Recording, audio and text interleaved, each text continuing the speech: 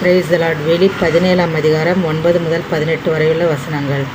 ஞானமுள்ள மனம் இதிலே விளங்கும். அந்த 7 தலைகளும் அந்த 7 ஸ்திரீ உட்கார்ந்திருக்கிற 7 மலைகளாம்.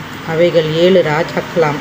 இவர்களில் 5 பேர் விழுந்தார்கள். ஒருவன் இருக்கிறான், மற்றவன் இன்னும் வரவில்லை. வரும்போது அவன் கொஞ்ச காலம் தரித்திருக்க வேண்டும்.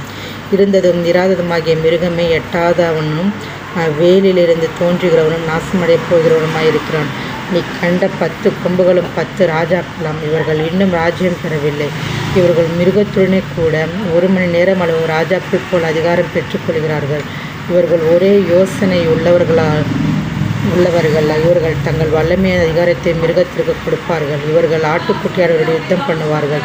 ஆட்டுக்குட்டியானவர் கர்த்தராதி கர்த்தரும் ராஜாதி ராஜாவுமாய் இருக்கிறபடியால் அவர்களை ஜெயிப்பார். அவரோடு கூட இருக்கிறவர்கள் அழைக்கப்பட்டவர்களும் தெரிந்து கொள்ளப்பட்டவர்களும் உண்மையுள்ளவர்களுமாய் இருக்கிறார்கள் என்றான்.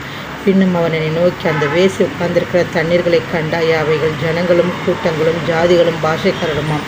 நீ மிருகத்தின் மேல் கண்ட 10 கொம்புகளானவர்கள் அந்த வேசியை பகைத்து அவளை பாலும் நிறுவனமாக்கி அவளுடைய மாம்சத்தை பட்சித்து அவளை நெருப்பினால் சுட்டெரித்து போடுவார்கள். தேவன் தம்முடைய வார்த்தைகள் நிறைவேறும் அளவு அவர்கள் தமது யோசனை நிறைவேற்றுகிறதற்கும் ஒரே யோசனை உள்ளவர்களாயிருந்து தங்கள் ராஜ்யத்தை மிருகத்திற்கு கொடுக்கிறதற்கும் அவர்களுடைய இருதயங்களை ஏவினார்.